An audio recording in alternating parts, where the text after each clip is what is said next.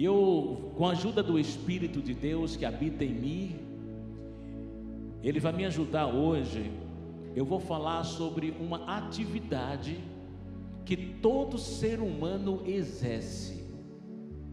E essa atividade, ela é exercida tanto por crianças como por vovô, exercida por empresários, estudantes, ela é exercida por gente rica, gente pobre, mendigos, miseráveis. É uma atividade que sem ela a gente não pode existir. Enquanto meditava, essas palavras começaram a surgir e eu comecei a escrever algumas coisas. E o Espírito Santo foi me dando, porque dessa atividade depende todas as nossas decisões, opiniões, atitudes e, por fim, essa atividade determina o nosso destino, o nosso futuro. E eu estou falando do poder que todo ser humano tem de pensar. E eu vou estar falando hoje sobre esse poder dos pensamentos. Deus me trouxe aqui para quebrar cadeias. Cadeias serão quebradas hoje, porque Deus me trouxe aqui com essa palavra tão simples, mas Ele disse: eu vou destruir, eu vou libertar, eu vou curar e eu vou levantar pessoas. E é maravilhoso você saber quando Deus dá essas coisas, porque tem muitos filhos de Deus que não estão exercendo essa atividade como Ele quer. E hoje Ele me trouxe aqui para alertar cada um de vocês, inclusive a mim mesmo, porque quando estava meditando e escrevendo, o Senhor estava falando comigo, tratando já primeiro com o vaso, para depois transmitir tudo isso para vocês. Tem um texto de provérbio muito conhecido, que é Provérbio 23:7, que diz assim: assim como você pensa na sua alma, assim você é. E eu começo a fazer uma pergunta: como é que você está pensando a sua vida? Como é que você está imaginando a sua vida, tanto no presente como no futuro? Como é que você se imagina daqui a 1 ano, daqui a 5 anos? Como é que você se imagina?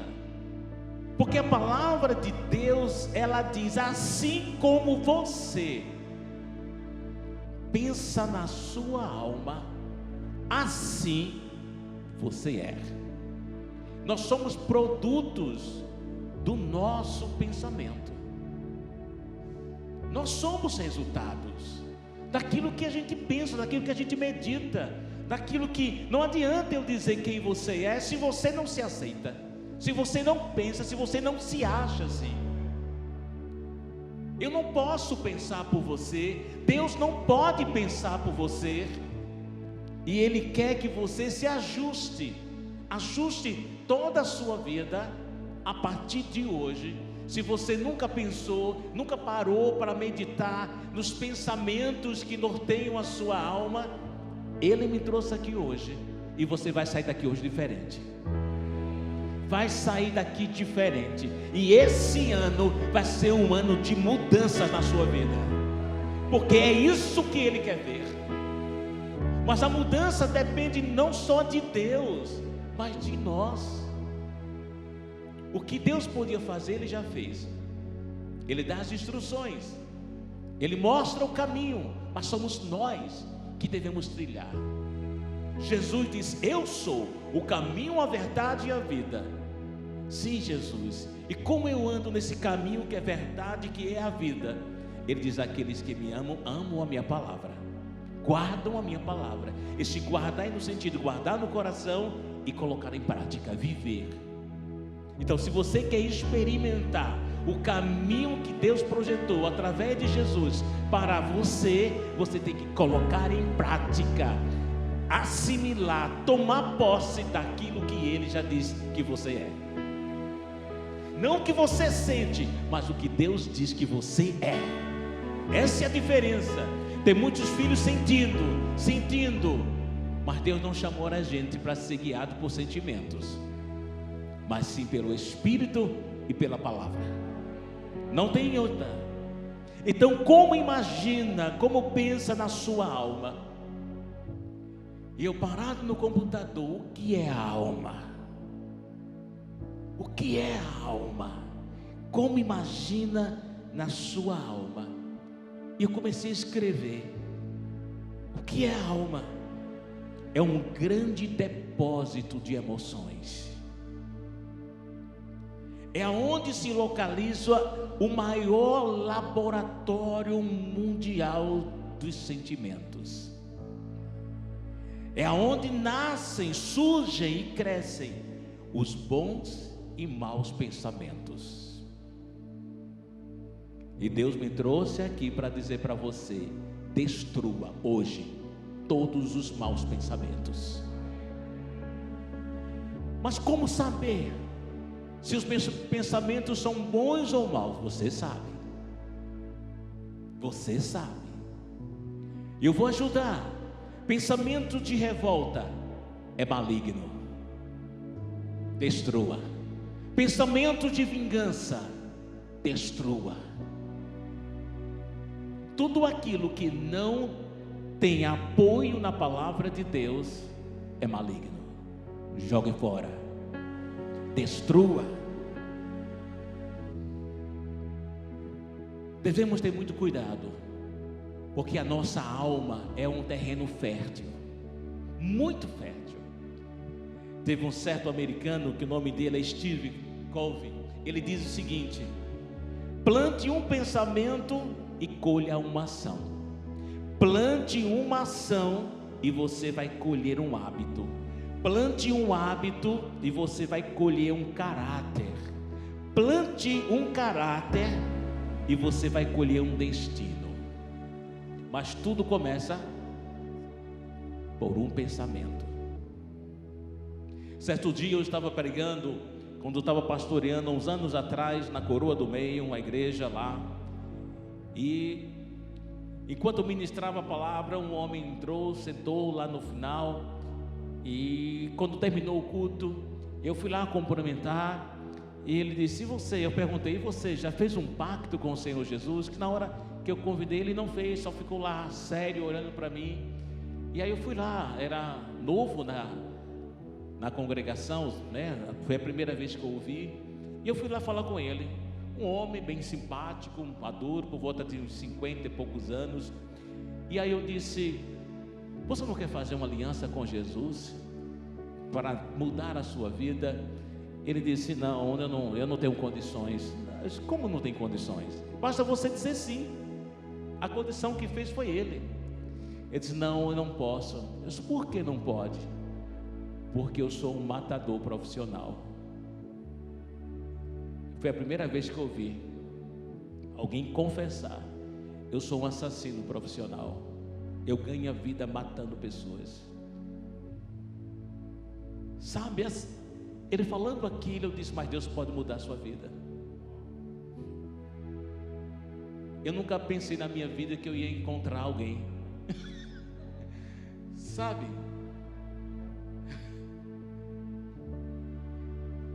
que na plateia do culto tinha um assassino profissional. Eu trabalho para grandes homens famosos. E eu falei com ele, eu disse: mas tem solução. Jesus pode mudar a sua vida.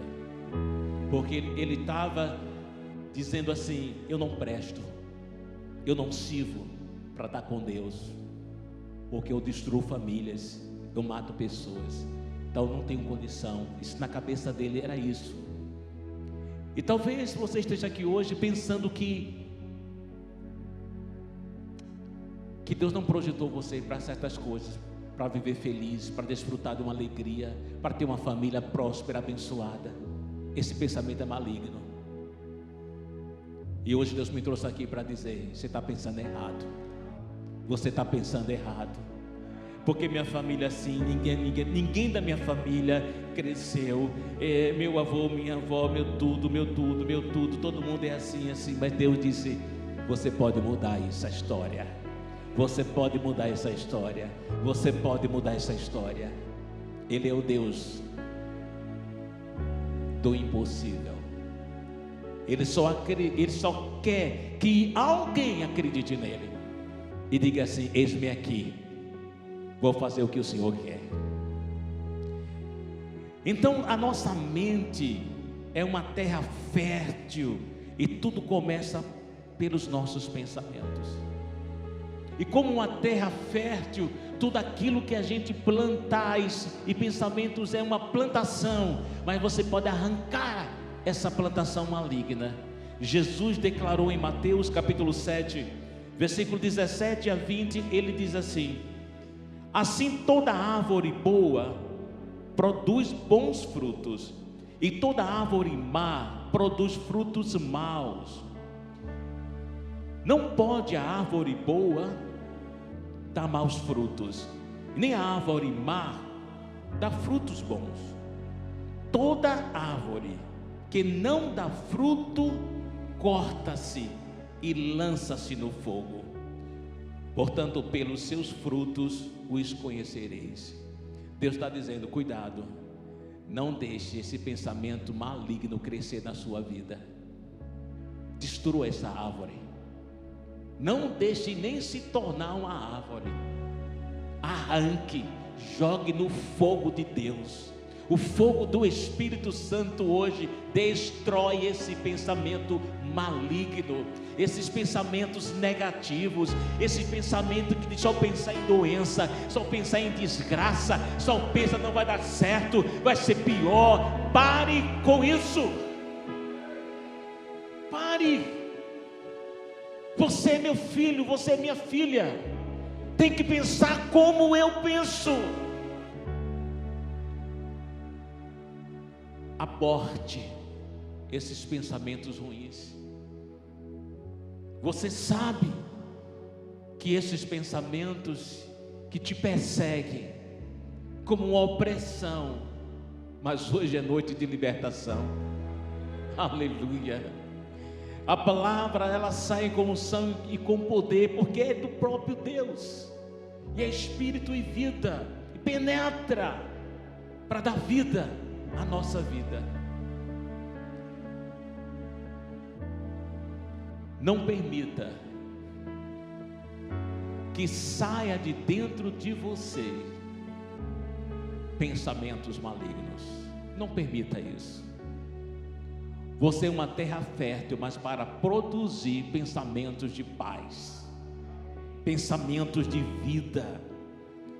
Não gere nenhum pensamento, nem permita nenhum pensamento crescer, pensamentos que discordam da perfeita vontade de Deus. Em Mateus capítulo 15, versículo 19, o Senhor diz: pois do coração saem os maus pensamentos, os homicídios, os adúlteros, adultérios, as imoralidades sexuais, os roubos, os falsos testemunhos e as calúnias. Tudo isso pode ser gerado dentro do ser humano. Mas quando eu paro para pensar no que Jesus revelou, pois do coração saem os maus pensamentos, os homicídios, os adultérios, as imoralidades sexuais, os roubos, os falsos testemunhos e as calúnias. E eu disse: Senhor, isso não pode sair de um coração que está grudado ao teu. Não pode sair da vida de um filho teu.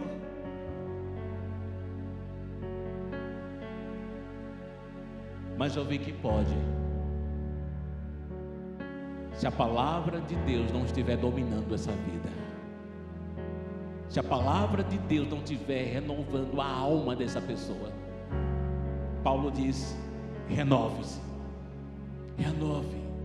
renove a sua alma, renove a sua alma, colocando o que? A palavra de Deus dentro dela.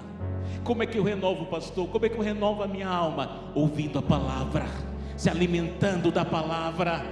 Eu mesmo tenho uma prática, eu preciso estar forte, eu preciso estar de pé todos os dias. Eu sei que eu preciso me alimentar, porque Deus me deu uma missão, e para cumprir essa missão eu preciso estar forte, eu preciso estar de pé todos os dias. Então todos os dias eu preciso me alimentar da comida espiritual. Então eu tenho uma prática todos os dias, além de acordar, ter um tempo com meu pai, ler a palavra, eu sento para tomar o meu café da manhã, sempre ouvindo uma ministração. Já faz parte da minha vida, já faz parte da minha rotina. E quem chega na minha casa, que mora comigo, pega essa cultura dos céus, pega essa cultura. O meu cunhado, ele estava distante de Deus, o irmão da Zuleika, estava divorciado da esposa, estava morando sozinho, uma vida desgraçada. E eu disse, conversando com a Zuleika, nós o convidamos para morar com a gente. Eu disse, vamos salvar seu irmão. Preparamos um quarto em casa, nosso apartamento. Resumindo, ele morou 2 anos com a gente. Como é maravilhoso você participar da salvação de alguém, da mudança da vida de alguém. Não tem preço, gente. É uma alegria que não dá para explicar, só experimentando.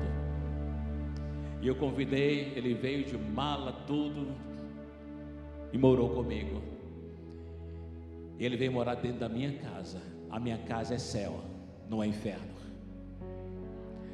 Ele veio experimentar o que é viver Cristo nos bastidores, dentro do lar. Ele veio aprender como é que o marido trata a esposa, como é que a esposa trata o marido. Ele participou do miolo da minha vida, da minha intimidade, da nossa casa, durante 2 anos. E ele foi impactado com a santidade, com a presença de Deus, com a cultura do céu dentro da minha casa.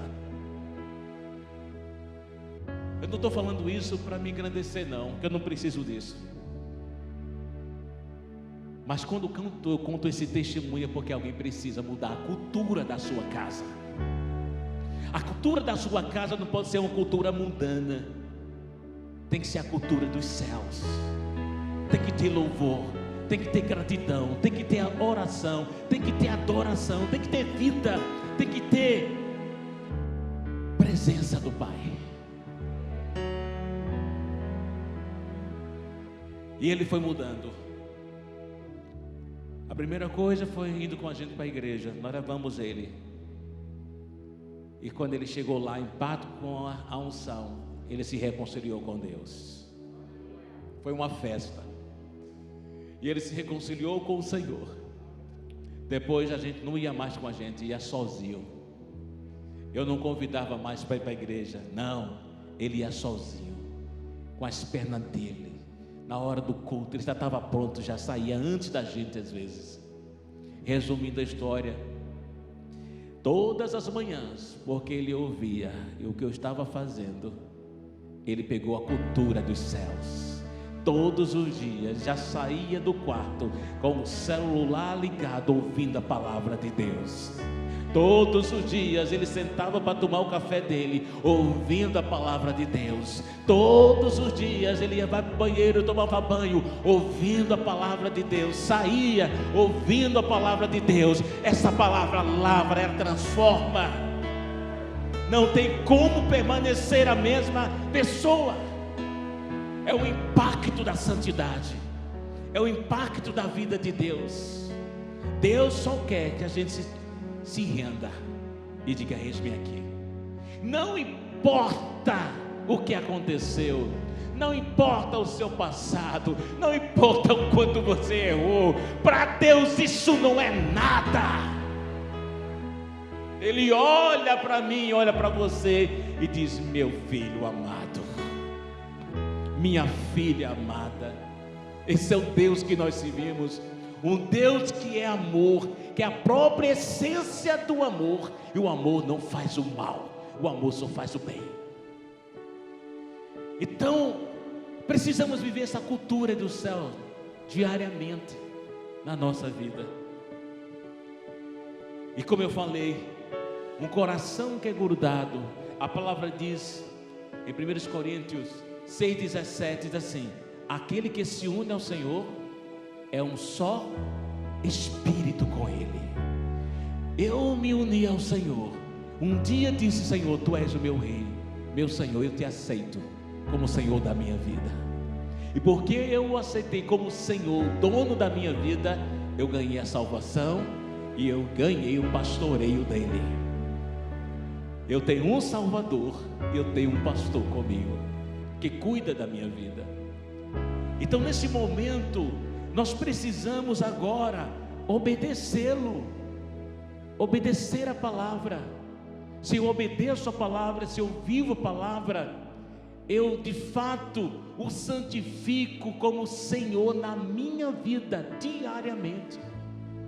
E diariamente Ele vai falando comigo, vai me ajustando, a palavra vai me lavando, e eu vou me arrependendo de coisas e vou deixando para trás.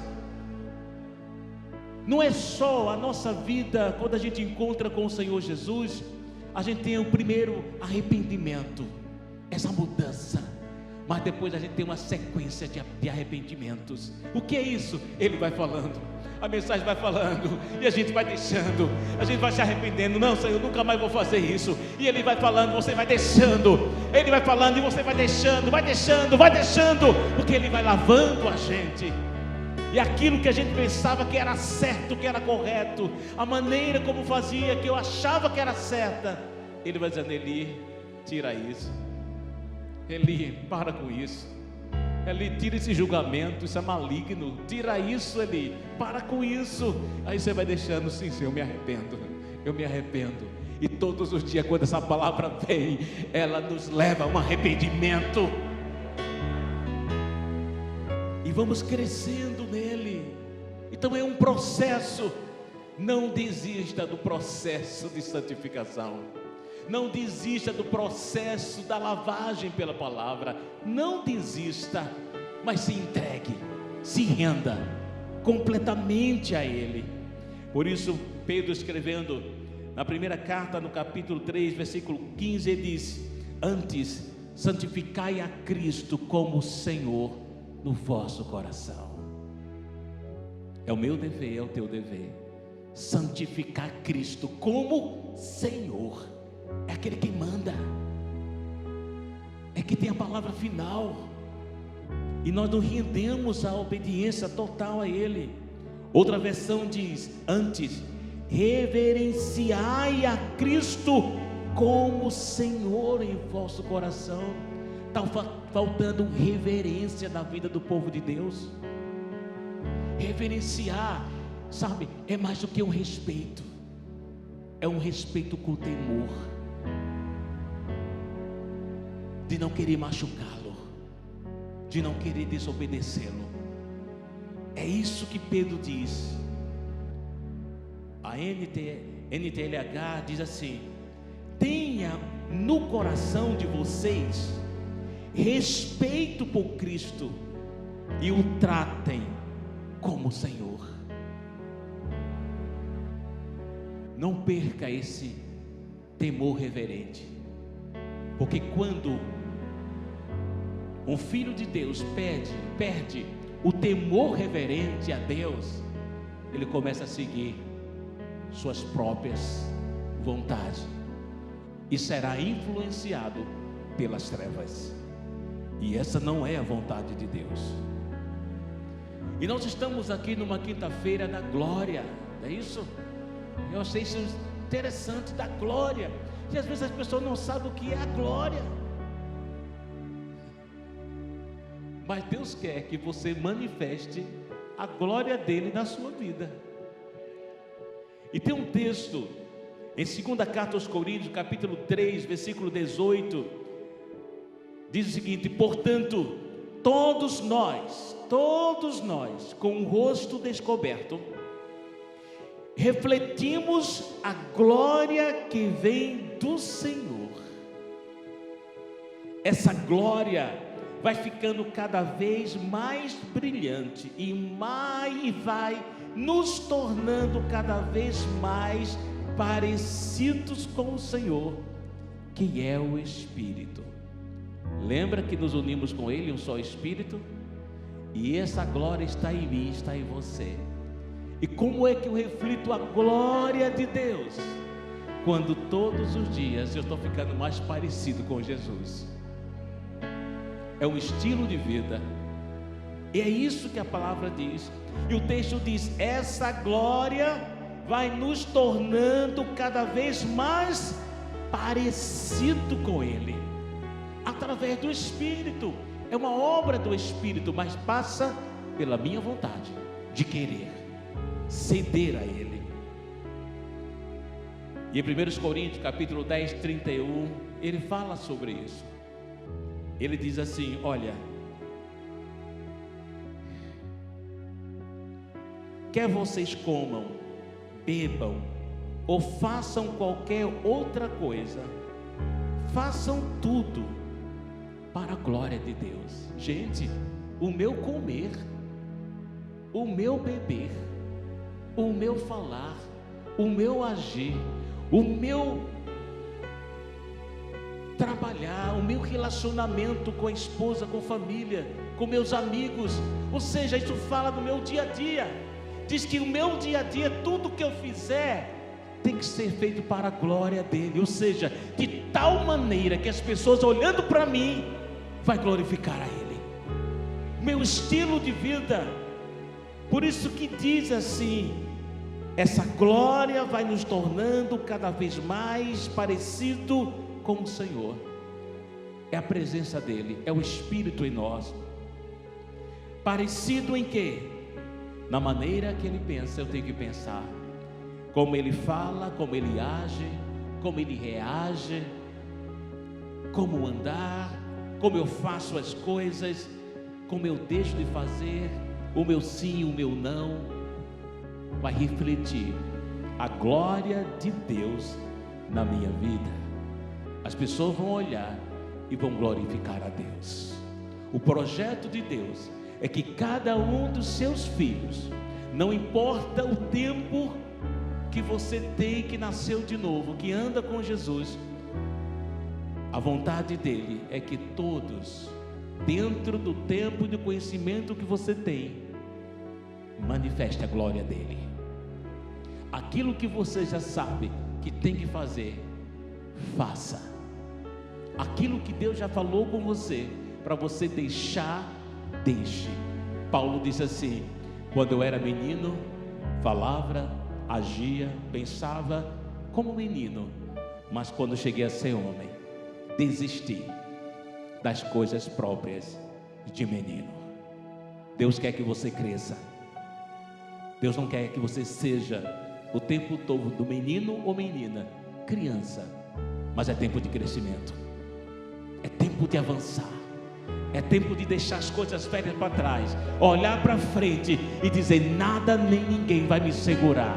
A partir de hoje, nenhum pensamento maligno eu vou deixar na minha cabeça, eu vou pensar sempre o melhor.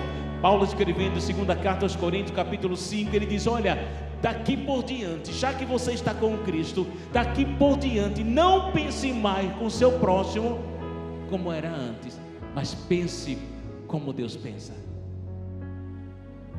Olhe e veja Cristo na vida do seu irmão. Quem sou eu para julgar meu irmão? Ele não manda, eu não encontro na palavra nenhum respaldo para ele julgar o seu próximo, não, mas eu encontro muitos textos dizendo: ajude, interceda, mas não julgar. E tem um texto bem claro que diz: Eli, você tem que julgar uma pessoa. Quem? Você mesmo, porque só o homem conhece os pensamentos do homem. O homem conhece quem ele é. Você sabe quem você é e o que lhe trouxe aqui nessa noite. E Deus está falando com você, dizendo: meu filho, minha filha, mude seus pensamentos. E eu finalizo com o texto que Paulo diz em Filipenses capítulo 4, versículo 8, que diz assim: finalmente, irmãos, tudo que é verdadeiro, tudo que for nobre, tudo que for correto, tudo que for puro, tudo que for amável, tudo que for de boa fama, se houver algo de excelente ou digno de louvor, pense nessas coisas. Isso deve ocupar os nossos pensamentos. A partir de hoje, rejeite todo e qualquer pensamento que não provém de Deus. Tira de uma vez por toda. Você não é miserável, você não é um zero à esquerda, você não é talvez aquilo que falaram que você é, que não vai dar para nada, que não presta para nada, que você não vai nada, não vai dar para nada. Ei, essa é a voz maligna, essa é a voz de Satanás. A voz de Deus é: eu projetei a sua vida para crescer, para vencer. Quando eu paro e penso no Salmo 39, que diz que Ele planejou a minha vida antes de eu ser. E Paulo diz assim: antes da fundação do mundo. Paulo foi mais longe, recebeu revelação e diz que Deus pensou na minha e na sua vida antes da fundação do mundo. Meu Deus, dá um nó na nossa cabeça. Como assim? Então antes de existir a terra, Deus já pensou em mim, já. Como? Porque todos nós estávamos nele. Ele é o Pai dos espíritos. Quando um ser humano é gerado no ventre materno, Ele manda um espírito da parte dele. Eu projetei você para vencer. Eu projetei você para pensar os meus pensamentos. Eu projetei vocês para estarem conectados comigo. Se você estiver conectado comigo, você é mais que vencedor em todas as áreas. Amém? Curve a sua cabeça nesse instante.